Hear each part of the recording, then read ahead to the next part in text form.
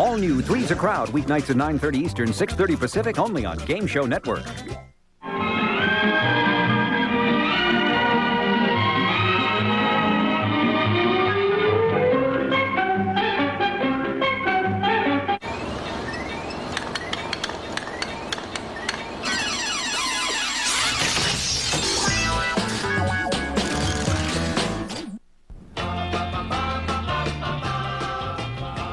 Ladies and gentlemen, Gary Moore.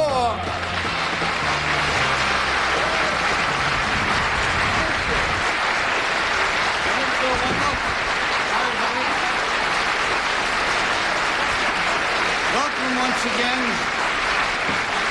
to Tell the Truth.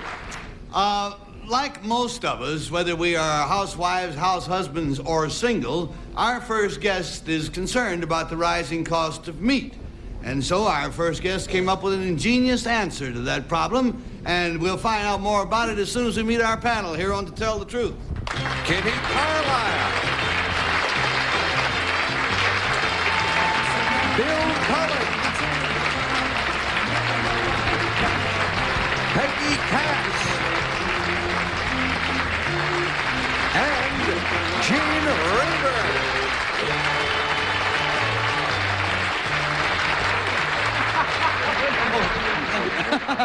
Thank you very much, Gene. Thank you. Seniority. Yes. Oh, we treat you well on this show. Strogenoff. Stroganoff, dig in and enjoy. There are knives and forks and napkins. Righty now, let's meet the person who specializes in unusual dishes. Here we go.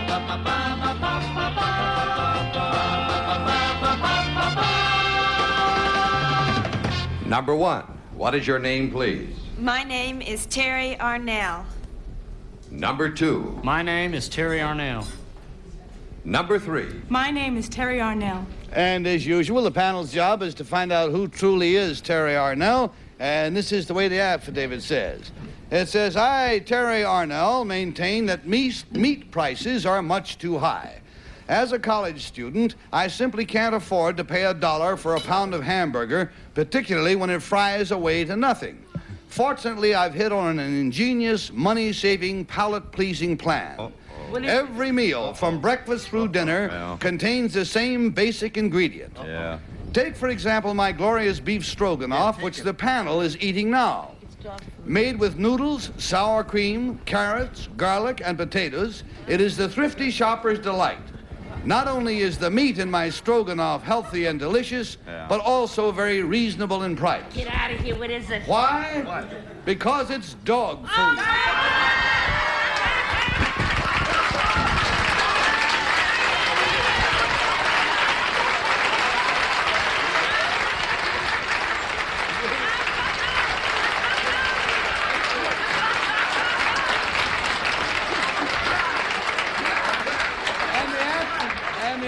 It was delicious. The affidavit is signed Terry Arnell. Terry, take your seat.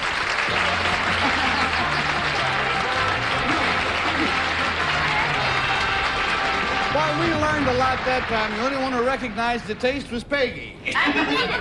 Oh, you didn't eat it?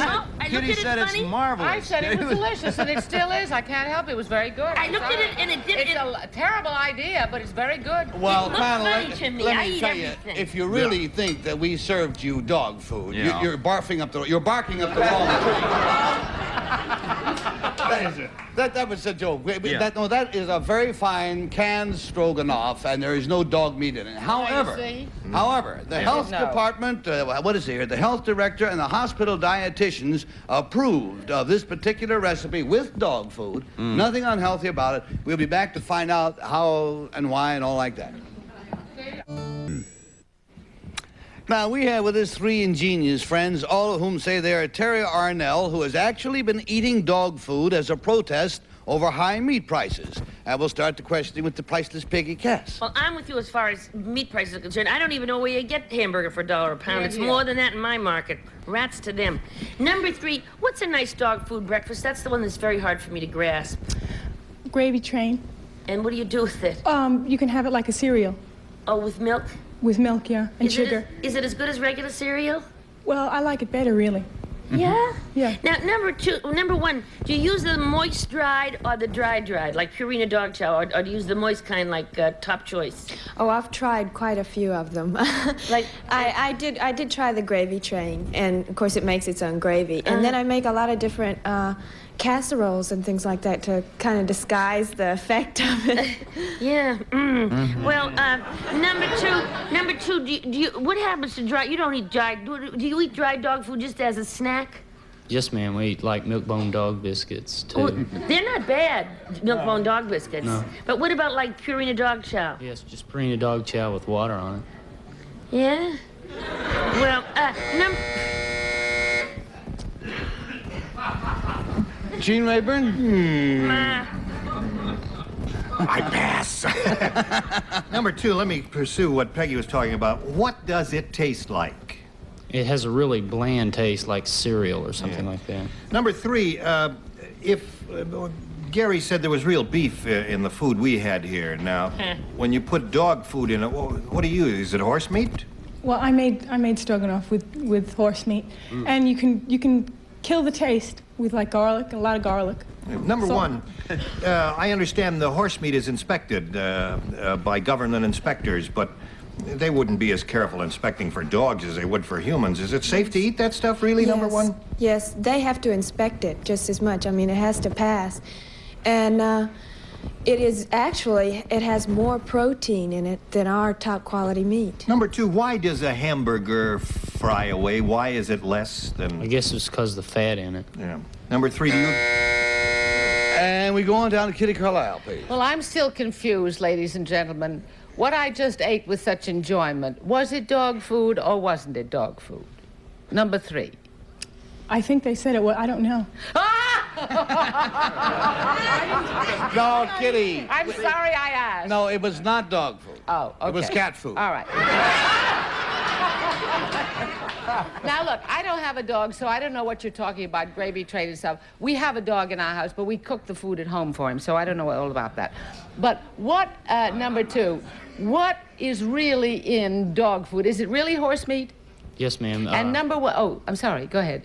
You can get it with horse meat or beef or chicken. I It says see. whatever's on the label. And number 1, what does horse meat taste like before you've disguised it with all the garlic and the herbs and things?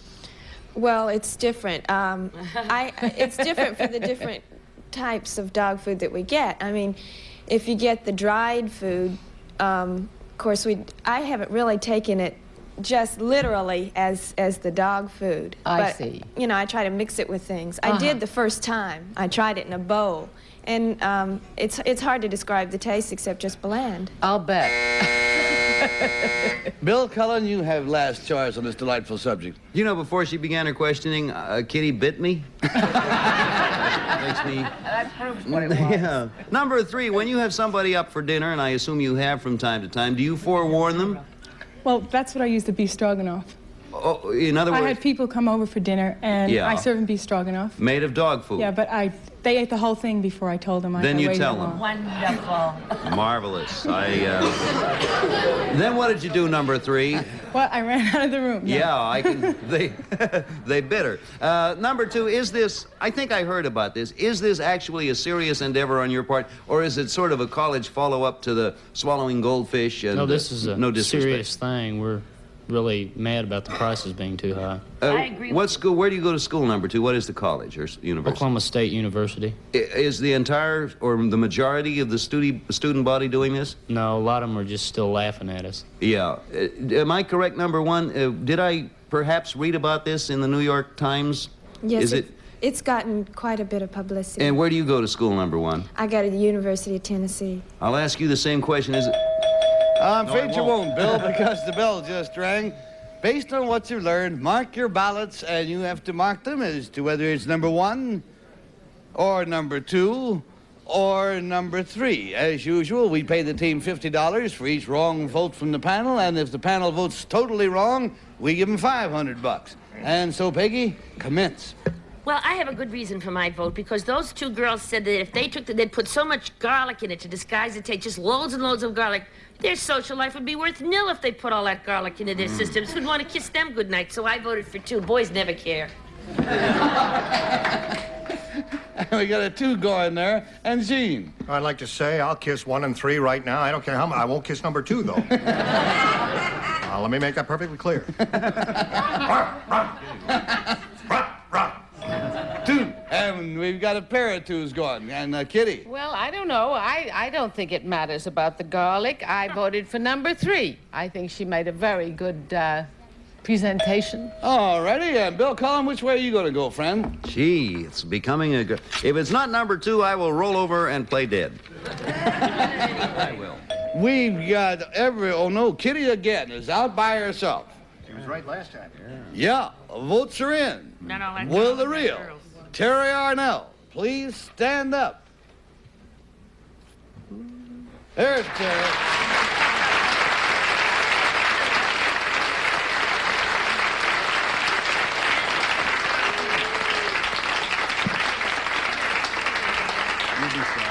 We thought with a Terry and 2 girls, we'd fool them cold. Number 1, what is your real name? What do you do? My name's Virginia McCall, and I'm a secretary in Knoxville, Tennessee. Nice to have you here, Virginia. And Kitty's friend, number 3, what is your real name? My name is Liz Giosa, and I'm an artist model in New York. Hey, nice to have you. And Terry, in all seriousness, that dog food isn't bad, is it? No, once you lick the taste. No, I remember quite seriously, a long time ago, it's in live television, back in the 50s, I had a sponsor, Grow Pup, as a matter of fact, and we used to bring a dog out and feed it, and one time the dog wasn't feeling well, and he wouldn't eat. Yeah. So I got down and I ate it, so the sponsor wouldn't be mad, and it was very good. It really was. Terry, thank you very much, and thank you, ladies, as well, for being here.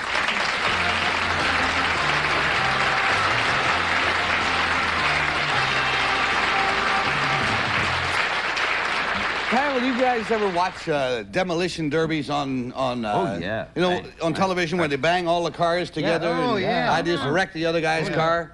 It's a great sight. We're going to meet the all-time demolition derby champ in just a moment, so don't drive away.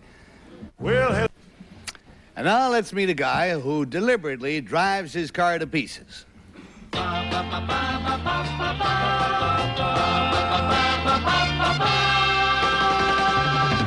Number 1. What is your name, please? My name is Ken McCain. Number 2. My name is Ken McCain. Number 3.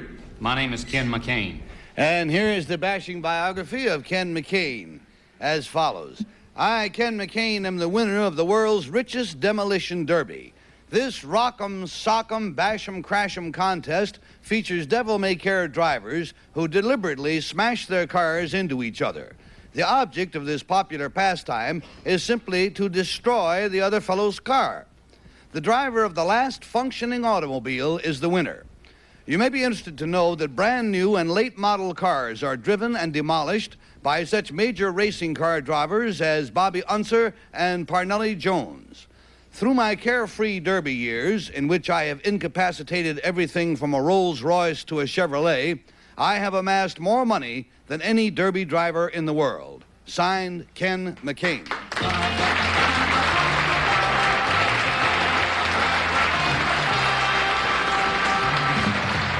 And we'll start with that wheeler dealer, Mr. Bill Cullen. Yeah, I think the demolition derby sort of satisfies everybody's destructive instinct. We all have a little bit of it. Yeah. Number 3, I don't imagine you had a destructive instinct. How did you get into the demolition derby driving? Well, I was more interested in stock car driving than anything else, and I couldn't make the grade, so I started driving demolition derbies. Number 1, what is the stick for? Stick 4 is for shifting. No, there's another stick, a white stick on the outside of the car in a demolition derby, in most of them. Oh, that's a signal. It's an identifying signal they use. Uh-huh. Number 2, for what purpose do they break the stick off? This is used in just some of the races, not all of them, and I think it's because you're out. Number 3, is it better to hit your opponent with the front of your car or with the back of your car, if you had your choice? It's better to hit him with the back of your car. Why is that, number 3? Your front end is, if you get your front end knocked out, you're out of the race. Number 1, is there a gasoline capacity law or rule in most demolition derbies? Well, they only give you 5 gallons to start with. And why is that, number 1? Bill, there went the buzzer, and we're going to Peggy. What do you, number 3, what do? Just get out in a big field and just keep running into one another like dodgems? No, this is an organized sport, usually held in an arena or a raceway on a grass or dirt you try track. to beat one another as well as kill one another. No, it's quite a bit of confusion in that you're not following a standard course. You're in the middle of an area, a defined area. And if you go out of this area, you're disqualified. Now, number 2, you say you'd rather hit somebody with the back of your car, or somebody said that. But if the engine was in the back, like in a Volkswagen, then you'd rather hit them with the front? I'd imagine so. Well, you're the demolition driver, not me. Well, number 1, how much is first prize? Well, actually, unfortunately, it's very little. In the one derby... They have to pay for all those cars. Well, in one derby, I won $7,000, and that amounts to almost, 8 years total that I did before that, because prizes are very small, can range anywhere... Number 3, then what do you do for a living if you can't make any money at this? I have a transmission shop. Oh, you ought to be good at it. And that takes us, please, to Gene. Number 2, have you ever been hurt? Not seriously. I've had scratches and lacerations. You wear a harness, shoulder and belt, waist and all that? Seat belt, no... Helmet? Yes. Yeah. Number 3, is there one favorite car that you demolition kooks like over others that's more durable than others? Oh, yes. What's that, number 3? General Motors cars, large General Motors cars. Yeah. Number 1, what constitutes functioning? The rule says the car, you have to keep functioning. What does that mean? If it's still in motion, the car that's still in motion at the end of the derby. So you have to keep moving all the time? Right. Well, after you've smashed into the last car, you're moving backwards. Yeah. And number 2, why would the front end go before the rear end? What one vital part is up there that would incapacitate you, number 2? The radiator, I would say. Number 3, it says you've made a lot of money at this. What does that constitute? I mean... By that you mean yearly? Yeah. Well, this past year was my biggest year, and I made almost $11,000. And are you going to go... And Kitty gets last go. Thank you. Is there a time, number 1, is there a time limit on this? Well, the time limit is as long as you still have gas in your car. I see. And number 2, the 5 gallons is presumably so to avoid explosions? Well... or fire? Yes. I see. And number 3, how hard are you allowed to hit? I mean, could you kill somebody if you wanted to? Well, you could kill someone, yes. And you're allowed to hit as hard as you can? Yes, but there are certain rules, like you can't hit somebody in the door, the driver's side of the door. Now, you don't go out there to kill somebody. I see. And number 2, when you are in the middle of this race, supposing you are you're going for the rear end or something, or the front end of somebody's car, and somebody hits you, and you go into the door, have you ever hurt anybody? I probably have in the length of time I raced, but I've never intentionally hit somebody in the door. Number 2, again, what do you do aside from demolition car racing?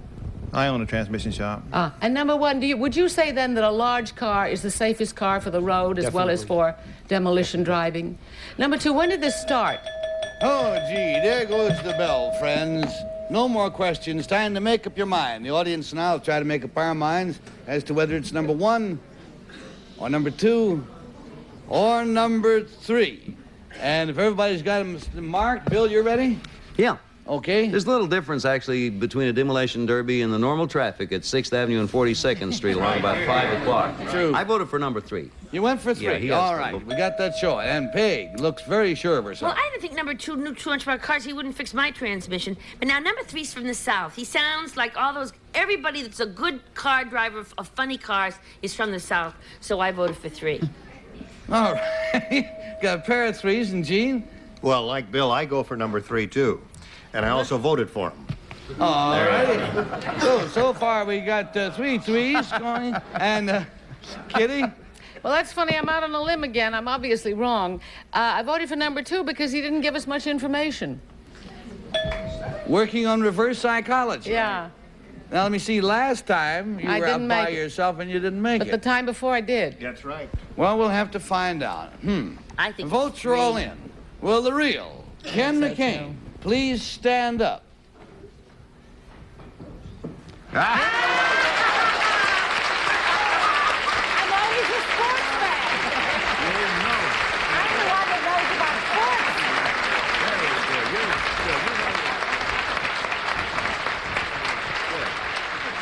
Number one, I can't explain it. I thought you were great. What is your real name? Thanks. What do you do? My name is Ernie Gruenbaum. I'm an advertising copywriter and freelance model. Oh, hey, good. Number three, you got almost all the marbles. What's your real name? What do you do? My name's Mike Hargett. I'm an environmental engineer with Wall Turner Company in Winston-Salem, North Carolina.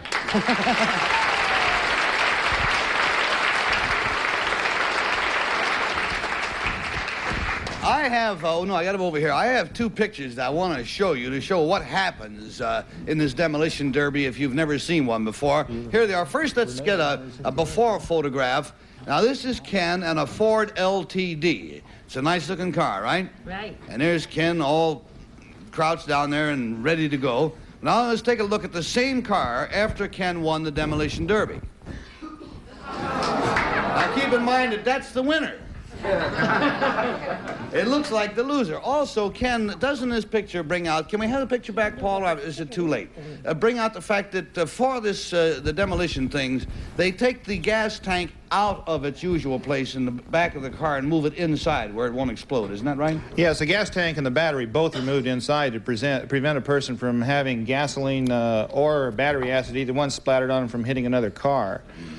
And as you can see, we use the back end of the car primarily, which does protect the radiator, which I was talking about a little bit before.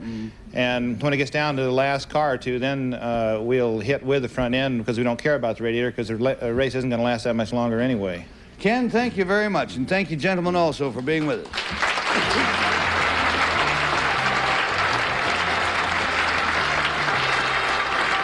How to play. Well, I can only say I hope you've enjoyed this as much as we have. We're going to do it again soon. In the words of Buckminster Fuller, I have seen the future and it is there. Take care. Our central characters today will receive a lively selection of St. Mary's No Iron sheets and pillowcases in a terrific pattern. Zap Daisy, gay colors for beauty in the bedroom. Promotional consideration provided by Best Western Motels, the nation's largest chain of 1,200 fine owner-operated motels in 900 cities from coast to coast. Ever see the look on someone's face who's just won $100,000?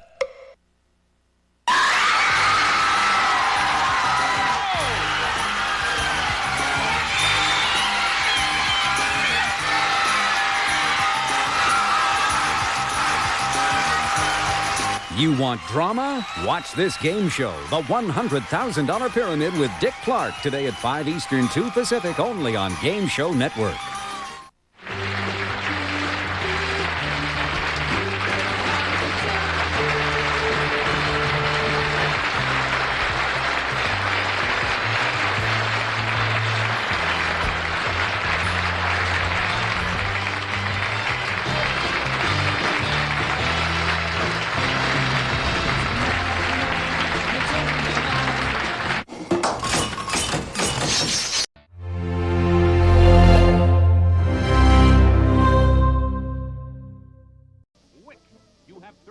To pop a balloon with a croquet mallet. Drop a pink doggy in a laundry basket. Flip a ping pong ball into a bucket. Shuffle around a cone with a beach ball. Knock a pizza tray onto a magnet. Sweep the floor while keeping a balloon in the air. Roll around in a bunch of inner tubes. And then catch a marshmallow in your mouth. Think it can't be done? Just watch Beat the Clock, weekdays at 4 p.m. Eastern on Game Show Network.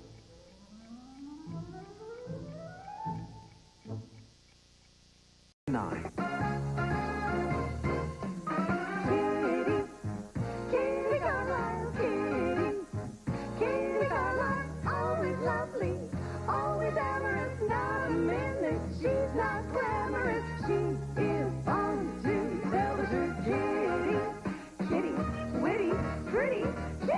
Kitty Carlisle, the first lady of game shows on To Tell the Truth, weeknights 9:40ish Eastern on Game Show Network. In 1950, the phrase rock and roll had yet to be coined. Harry Truman was in the White House. The average annual income was $3,200 a year. In 1950, a brand new car ran you $1,500, while gasoline was 25 cents a gallon. Also in 1950, America started watching What's My Line? Times certainly have changed, but you can still watch What's My Line every weeknight on Game Show Network. tomorrow on 31 Days of Halloweenings on my YouTube channels. Well, tomorrow on another day of the Adam Curry Presents on our YouTube channel, we got you an 86th episode of Jeopardy! It's going to be very exciting with Alex Trebek. Would he win another game, this champ? He's already got $18,000. Maybe add some more tomorrow on Jeopardy!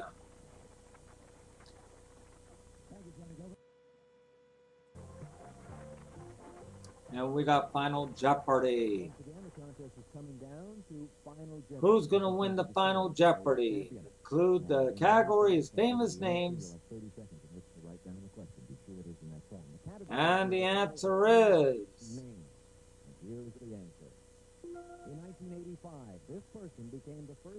Who's going to win Final Jeopardy? Tune in tomorrow for Jeopardy, part of Adam Curry Presents.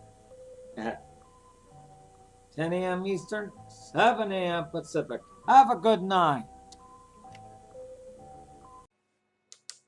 That classic game tomorrow morning at 10 a.m. Eastern, 7 a.m. Pacific.